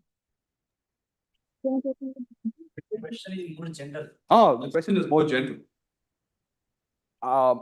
Okay, so here's the thing. The way journals are going these days, general questions are unlikely to get a lot of traction because general questions are, you're a master of all trades in that sense, right? So you have to find a way to locate that general question within an existing conversation within a discipline. So I had a colleague at Maryland who used to say, very famous saying, that research is multidisciplinary, but publishing is disciplinary, right? You could do work across multiple disciplines, but eventually if you send that paper to a finance journal or an accounting journal or a marketing journal, you have to satisfy the marketing or accounting guys. They will not give you a pass because the question is, you have to be able to satisfy them in their discipline. So to my mind, I would say general questions, unless you're able to drill it down, I think at these journals, at the UPD journal, general questions are troublesome because they are just too many. But again, I think that's a very general answer to a question. I think you need to be a little bit more specific. The importance of theory. So again, these are different perspectives. I think theory is a means, right? I'm not a huge fan of theorizing for the sake of theorizing. I think theorizing has to be part of the process where you're trying to answer a question. Then it's rooted, it's contextualized, it's based on a specific context. Theorizing for the sake of theorizing, my view is that typically comes later. That does not come in a PhD student. That comes, you have experience, domain, you're able to see connections that other people cannot see. And that requires more exposure, more practice, more thought. So I was talking to somebody, I think I was talking to you, and I said, look, as a PhD student, if your goal is to try and make a huge theoretical contribution, I would say maybe that's a bit ambitious. Yeah. Write a paper, get through the review process, get 3 papers in, pay your dues. Spend 3 years working on a simple research question, work through all of the dimensions, fight the battles.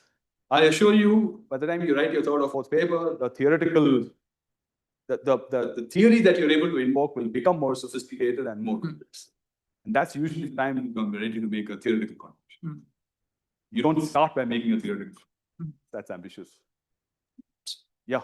Sir, actually, I had a question because I noticed a difference like in the Indianizing of this paper and the earlier one. So in the earlier paper, when you talked about caste, you kind of came up with how this is a unique Indian circumstance. Yeah. But here, it's more like this situation in India of there being less female physicians. This is there in the Indian context, but like that can also be there in other countries. Correct. Yes.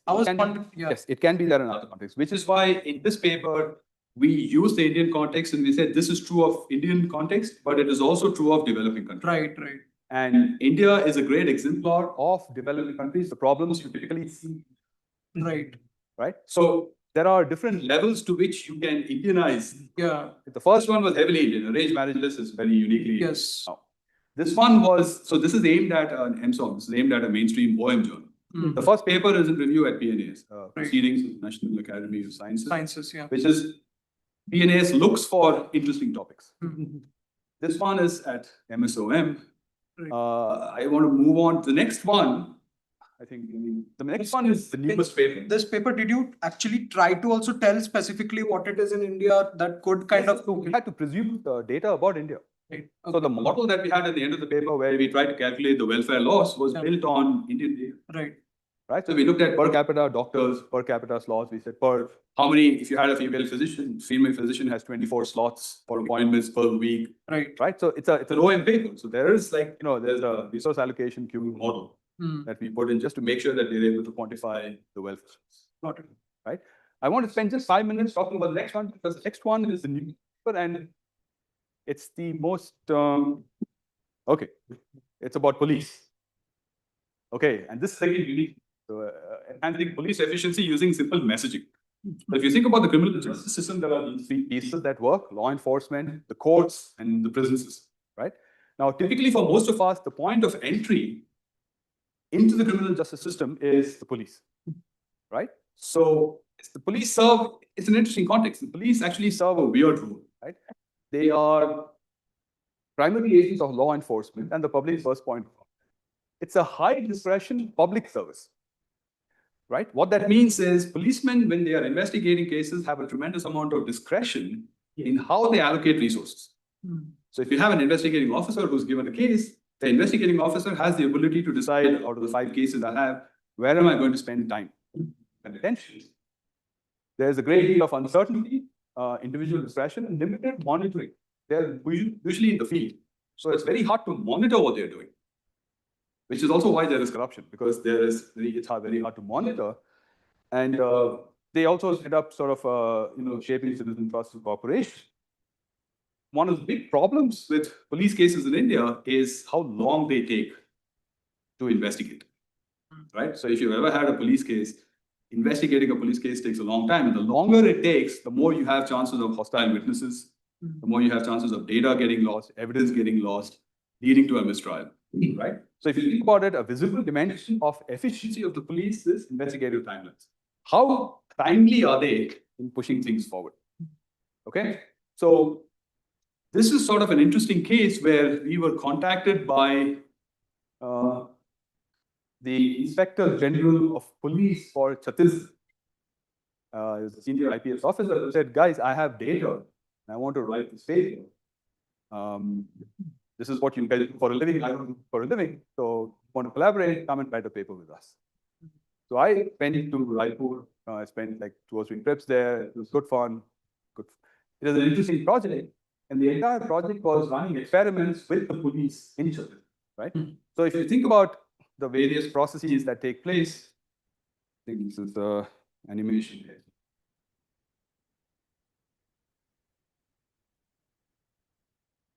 Right? So the way it works is you have an FIR is filed. It's assigned to an investigating officer who investigates, prepares all the case files, and submits the charge sheet. The charge sheet then gets handed over to the judiciary. So the judges get the charge sheet. If the charge sheets are badly done, they throw the case. The mistrial immediately, just chuck the case out. So a measure of how well the charge sheet is done is essentially whether the judge chucks the case out or not. But the more important part is once you are given the FIR, inspectors or investigating officers are judged on how soon they are able to complete the process. Right? So if you think about as an outcome, the outcome of interest is from FIR to judge. That is when things move. Now, there was a new, the Indian Penal Code was revamped in 2023, now called BNS. Yeah. Right? So the IPC is gone, it's now the BNS. And now BNS has defined things under 2 categories. There are the regular crimes, and then there are the hates, like murder and rape. And inspectors or policemen are given times that they have. They have 60 days to generate a charge sheet for regular crimes and 90 days to generate a charge sheet for heinous crimes. And this is coded into the law.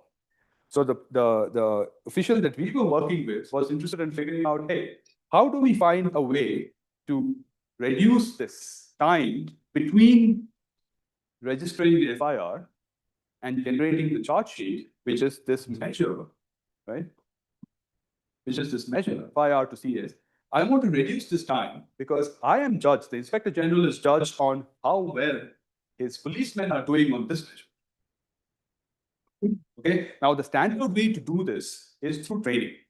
So you have expensive training programs, you call these guys in, you set them up and you train. The research on training, outcomes associated with training is very poor. It doesn't make a difference. And there's multiple papers in criminology that show that this doesn't work. The training doesn't seem to make a big difference. So what we thought was, why it matters. So what we thought was, why not run a series of experiments and see if we can nudge people, right? Is it possible? Very low cost, very simple. Can we nudge inspectors? Can we nudge policemen into finding ways to create their charge sheets quickly, sooner than better, by operating on, by doing this at the level of the state?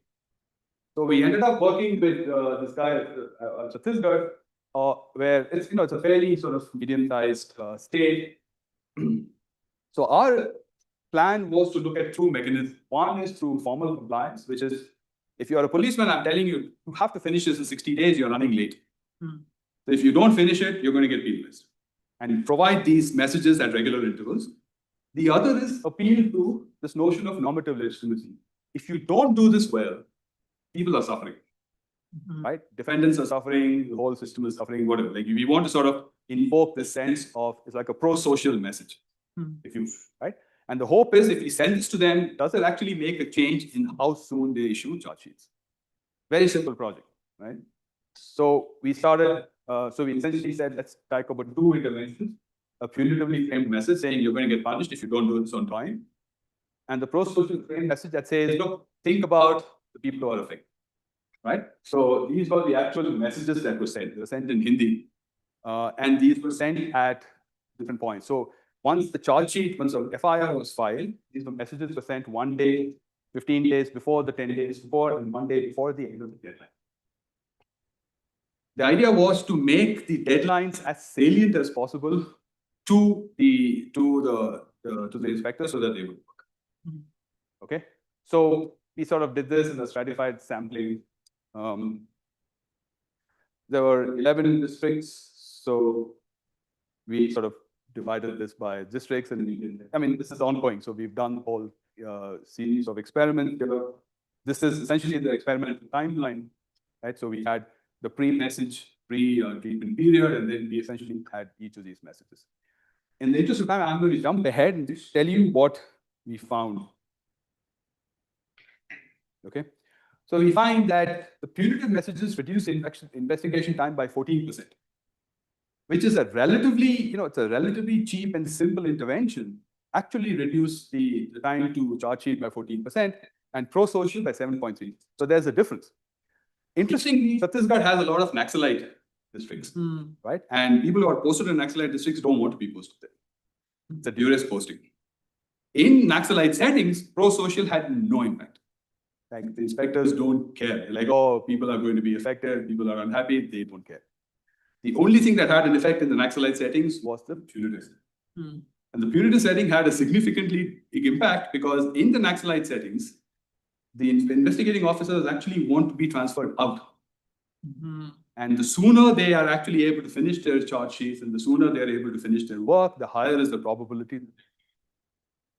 So we actually found that the extent to which there is duress in uncertainty in your working environment makes a huge, right? And so this was an interesting study, because we actually go through a lot of implications that, simpler policy interventions help. We have an ongoing study now looking at cyber crimes in Chhattisgarh, using sort of similar approaches, where we're running an experiment with the Inspector General of Police. Okay, so let me step back for a second. I think I have a few minutes left, so let me sort of step back for a second and say, what have I learned from all of this, right? Is the novelty simply in the context? This is sort of coming back at the questions we had. No, the novelty is not in the context. In general, if you only rely on context to carry the paper, in most places you will get pushback. Okay. One of the questions that we get, so the standard question that you will get is, are the results generalizable on? Okay. This is a hard question to answer. And I don't have a ready-made answer to this, because the answer really depends on what the specific context is, right? Because you are really making you have to sort of trade off between specificity and generalization.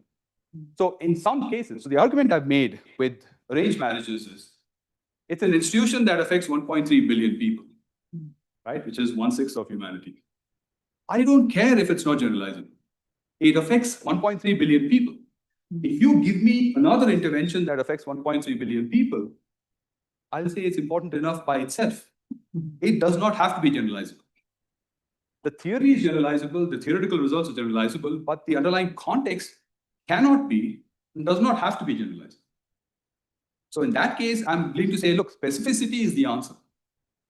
In the doctor case, the generalizability becomes a little bit more important because I want to be able to say, other developing countries that have the same skewed ratios of physicians, that's a problem. So there, I think generalizability is important. So you don't get a one answer fits all. You have to be able to make a selective choice. And that's also where theory comes in. So theory actually helps you cross over this battle, right? You can say, look, the case context is not generalizable, but the theory actually applies in other cases. So in the arranged marriage context, the middle status, the aberrant behavior in the middle status, that actually applies in other contexts. So there is no one size fits all in terms of the answer. Okay? Why should the rest of the world care about these results? I've gotten this question in a review, right? So does the average American or European really need this research? Again, it's a hard question to answer, right? And I can't claim to say I have a ready-made answer to this question. Usually it's a way of trying to appeal to the openness of the reviewers by saying this is important, right? And the last one is reproducibility. Can I reproduce these results in a different context? Which I think is a legitimate question. And again, the answer depends. In many ways, our case needs to be made for Indian, that it is reproducible in other places, okay? Which sort of brings me back to my original point, which is if I come back to the craft model, what do we see here in terms of linking this back to the craft model, right? So we have these various pieces. If I want to think about a macro level where I'm saying Indian data, Indian context, research that is rooted in India has to become more and more mainstream so that we avoid these questions about generalizability and does the average American care? I think it is useful to think about it in a slightly longer term perspective. This is not a problem you can address in one paper. This is a problem I think Indian scholars have to address in a slightly more, structural manner. And that's where I think the craft sort of community approach comes in. With the AI era, do you think still it matters? Which one, sorry? With the AI era. I think this matters, yes. Because I'll give you an example. We have a paper that is looking at algorithmic aversion. And algorithmic aversion completely depends on the country. So everybody does not have the same level of algorithmic aversion. So I do think some of this things. No, I'm talking about the niche of publication. I think it does. So I'll give you, most journals today will ask you to, when you submit a paper at ISA, you have to certify that AI was not used in writing the paper. Yeah. Right? You have to certify them. Now, whether you're doing it truthfully or not is a different matter, but institutionally, we still want this notion. We want to hold on to this notion that AI is not being used in writing papers. But the way the industry is moving, yes, they rely on the AI than the publication. Correct. That is true. Reading the publications have gone down. So I think that in the next 5 to 10 years, things will change quite a bit. Where things will go, it's an open question. No, there may be a AI for publication separately. That might happen. That's what I'm saying. So at this point, most journals will actually resist right now. Right? It's a question of legitimacy. How legitimate is it to write a paper using AI? Yeah. Today, it is still considered illegitimate. And if that changes in 5 years, then we are in a different paradigm. Right? But I want to sort of get back to this notion of craft, right? So what does we need? I think what we need is a presence of a craft community addressing journal submissions and papers in India. Okay? And I don't think there is, as yet, I think the movement is there. So I was looking at all of these conferences. I don't know how many of you are aware of this. This is INSTIS. This was an India strategy conference held at ISB in 2025. This is an NCAER, National Council for Applied Economic Research, is holding a platforms conference in June this year. And a lot of the invitees here are people who are actually working on UPI data, Aadhaar data in India, right? So I think there is a need to create a craft community. Right now, I don't think a vibrant craft community as yet exists that addresses elite journals and that comes together, because individuals cannot fight the battle. You need to have a community that actually does it for you. Indian companies have to be involved, right? And this is the part that I was talking to somebody over lunch.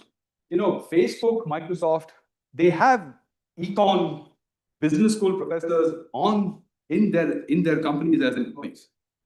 Amazon has a chief economist. Pat Bahari was the chief economist at Amazon, right? Google has a series of economists who work for Google, whose job is to publish papers. They take Google and Amazon data and they publish papers.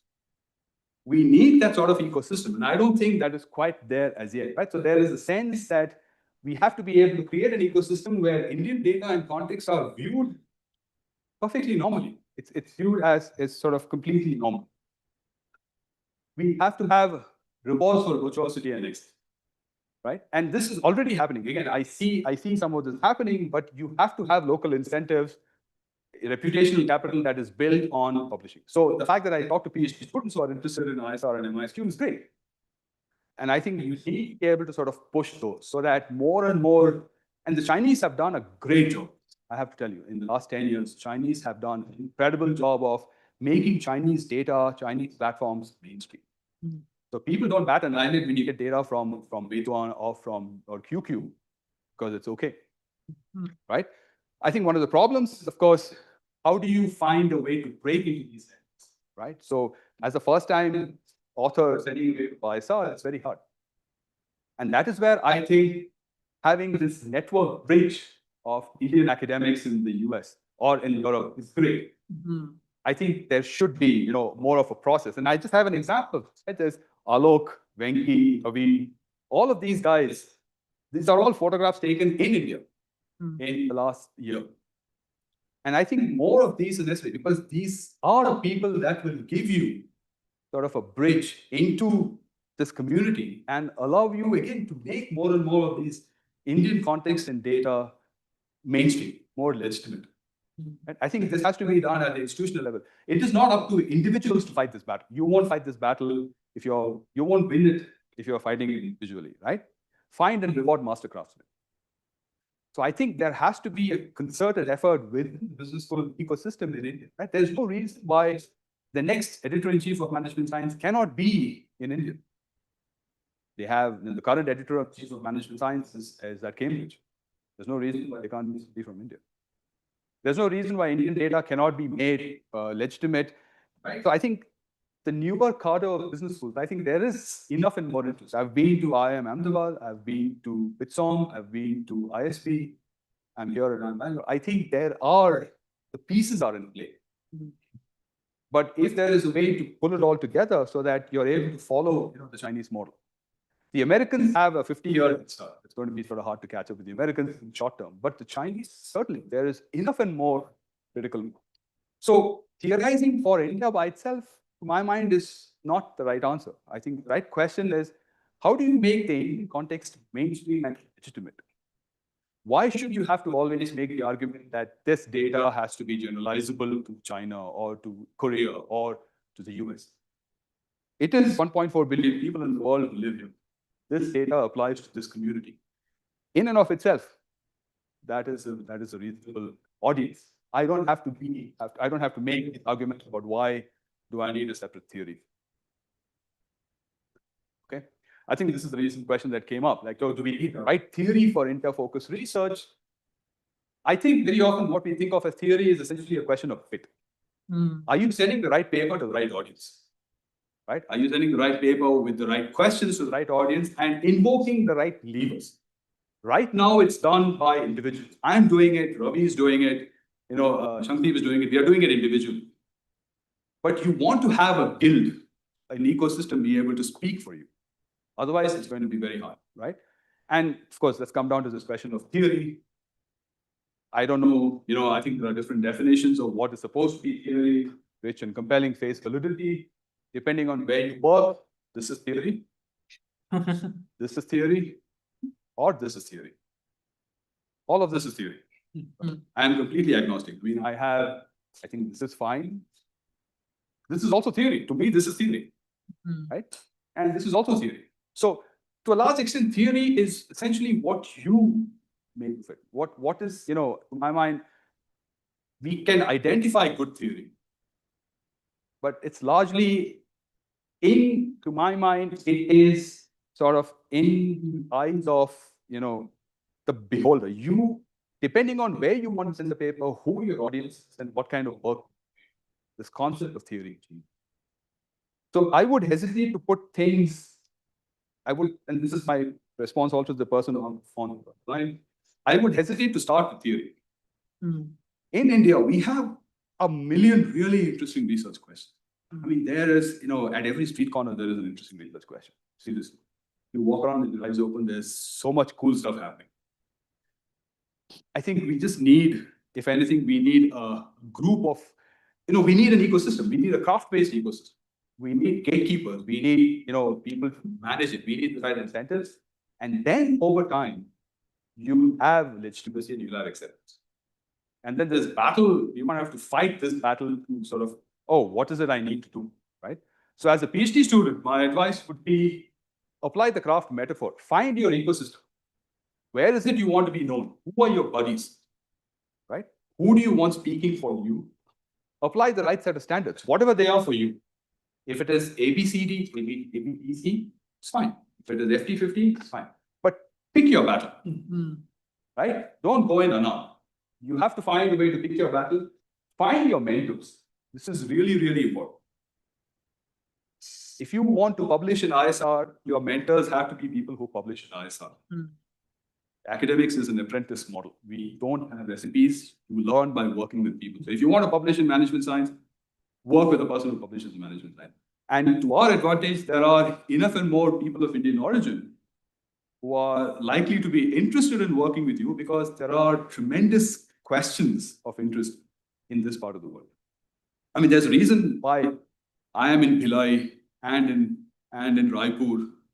Every 3 months I'm there meeting with this guy because the context is incredibly interesting.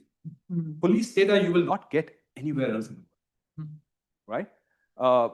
Provide your labor towards the ecosystem. Attend conferences, attend workshops, review papers, invest in all of those relationships. And of course, this is what my advisor told me. Resilience and patience. All good things come to people who wait. Not indefinitely, for a certain amount of time. Don't wait indefinitely, but all things will come. But so to my mind, again, I hope I twist your question. I don't think there is an Indian theory, but I think there is a need to make Indian context data legitimate, mainstream, and acceptable. I think the Chinese have done it. The Koreans are doing it now. A lot of data is coming out of Korea. I think we are lagging, but I think there is a great opportunity to make all of the data that we produce and all of our interesting research questions mainstream. Okay. I'm really sorry, I'm over time, so I'm going to stop with that and happy to take any questions, or if you want to stop, you can take questions offline. Thank you very much. I appreciate it. How to connect you? Email. Email, yes. I can give you my email. I don't. You said you can send it to mail. I've hesitated to put my email out there because it goes into all the wrong places.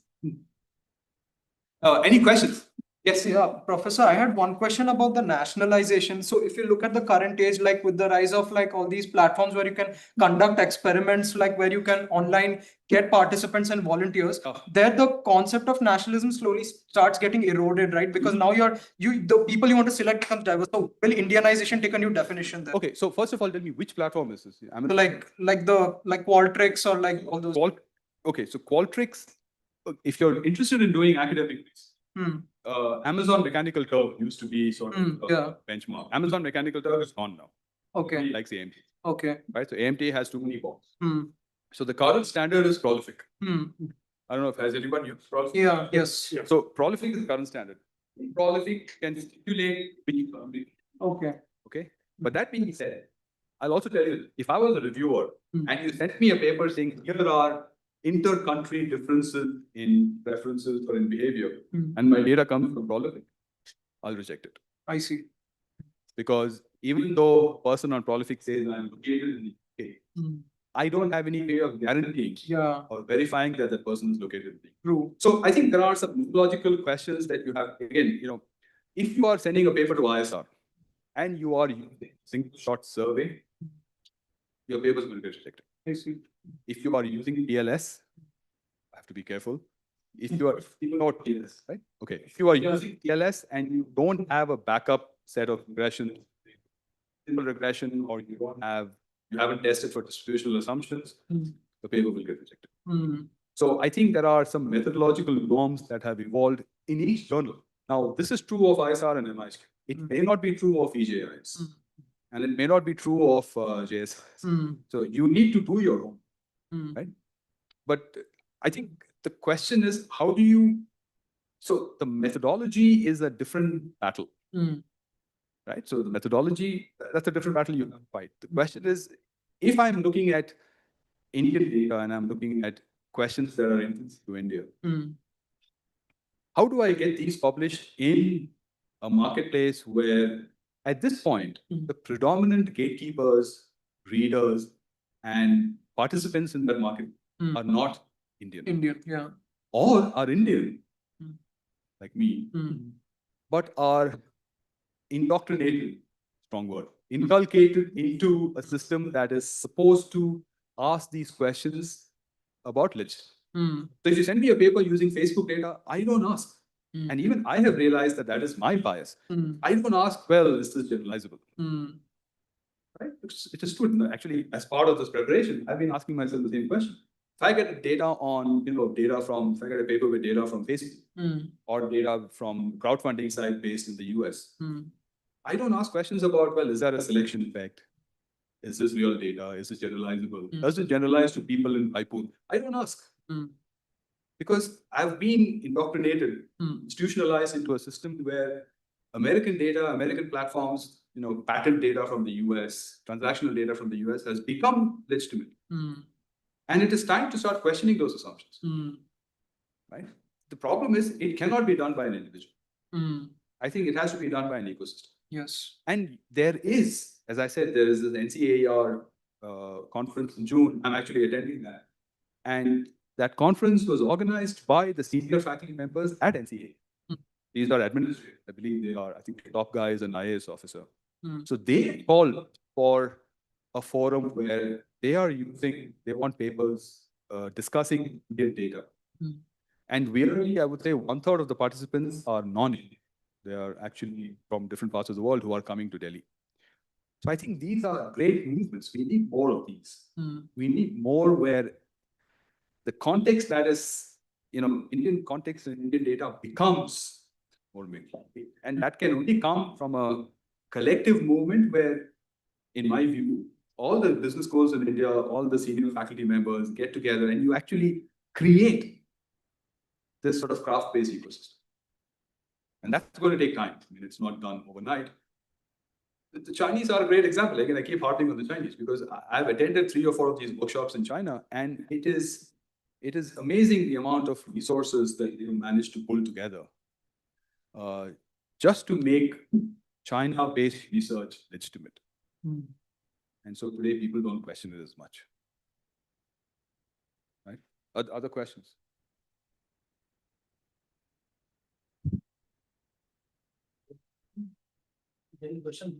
There's a question online, but there are way too many of them.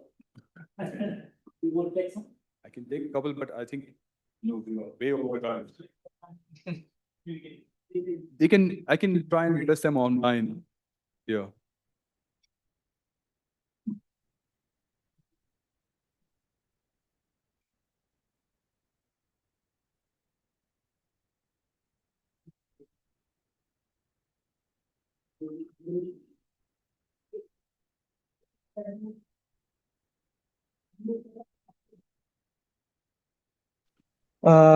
Good afternoon, Professor. It was a wonderful presentation.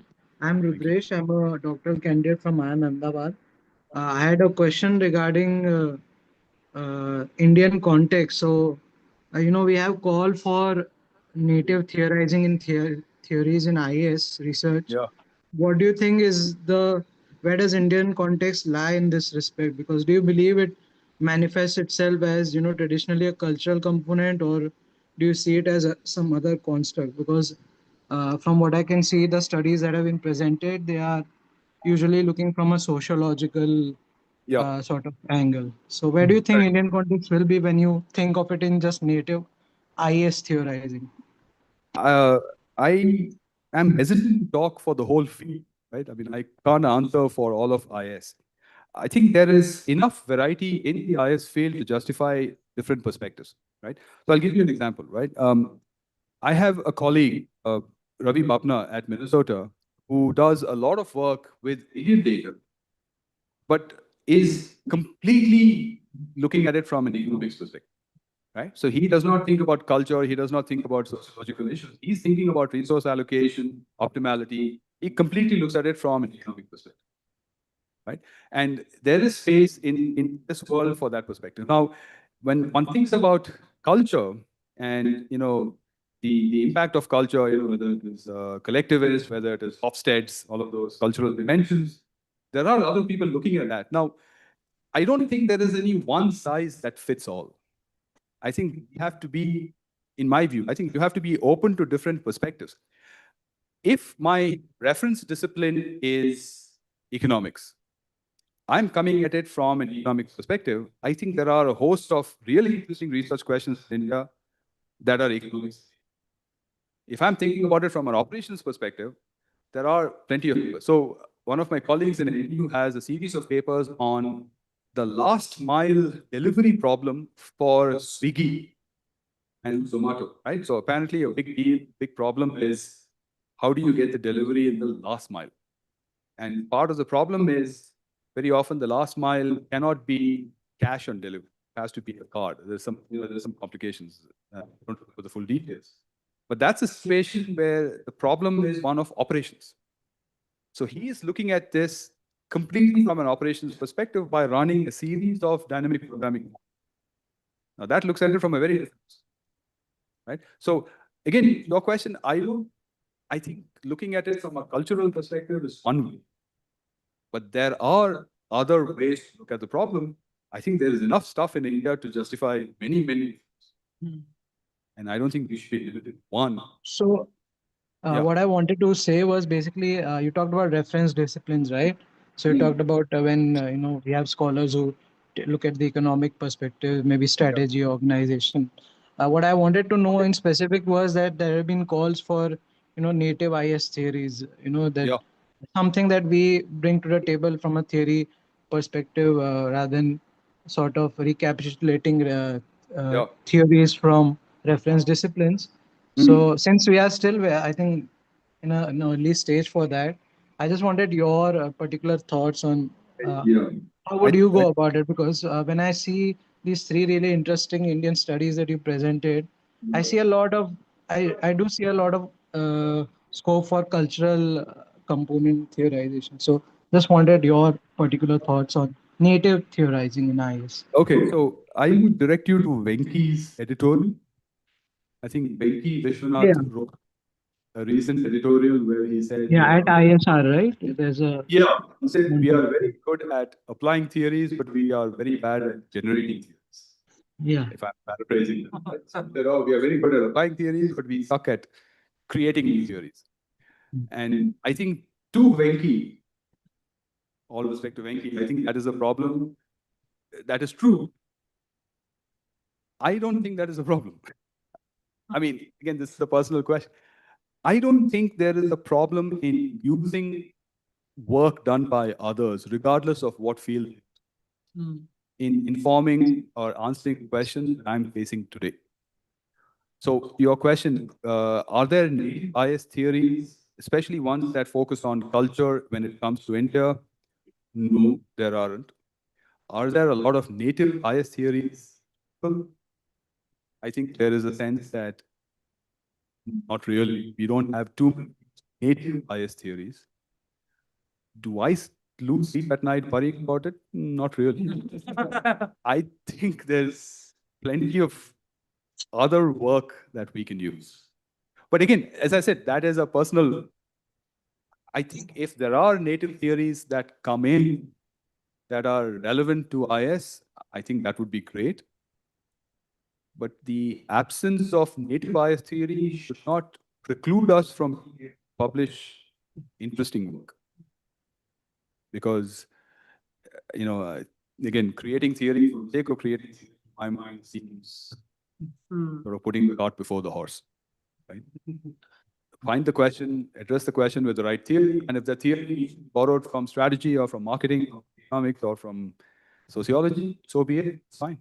These are acceptable sources of good thoughts and theory. Is that, I'm not sure I'm answering the question, but yeah, I agree. There is not enough IS native theory. Cool. Thank you, Prof. Thank you. Thank you very much.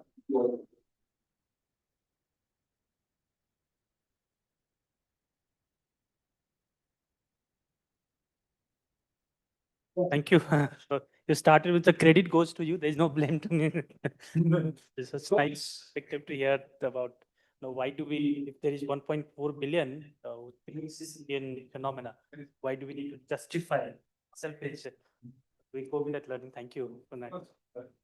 Professor Shankdeep, would you like to sit in?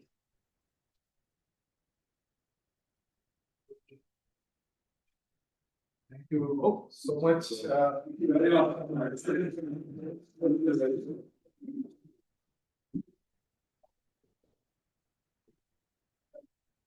Wish people in researchers in India do more work like this. I think from US and Singapore, you're doing more interesting, grounded field work.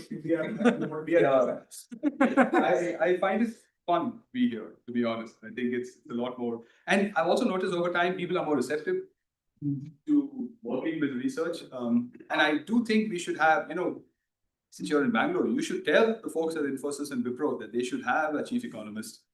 They should hire, they should set up collaborations where you're able to embed your folks, they are able to share stuff. That ecosystem. Correct. Has to be created. So thank you very much. And I do say this, there are many, many people like me in the US and in Europe and in Hong Kong who would be absolutely happy to come and start collaborations. Because I think there is growing realization that there is so much, richness in the Indian context that is unexplored. We just say, like caste endogamy, we take it for granted, but there's a lot of stuff that you can do. And you have to be able to write it nicely and present it nicely, but yeah, there is promise. All right, thank you very much. Thanks so much. You don't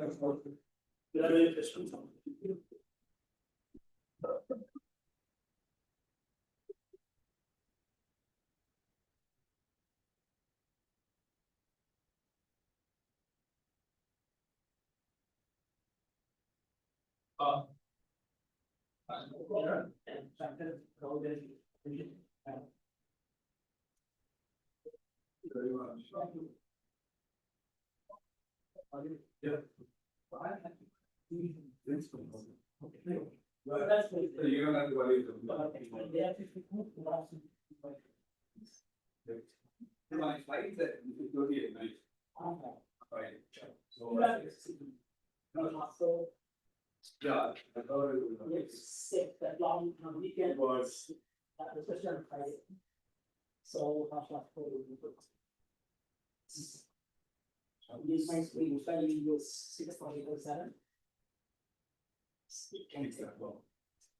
Because this is the one we can also. yeah.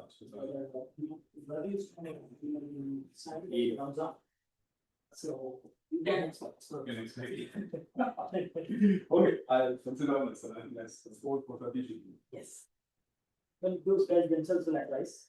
Okay.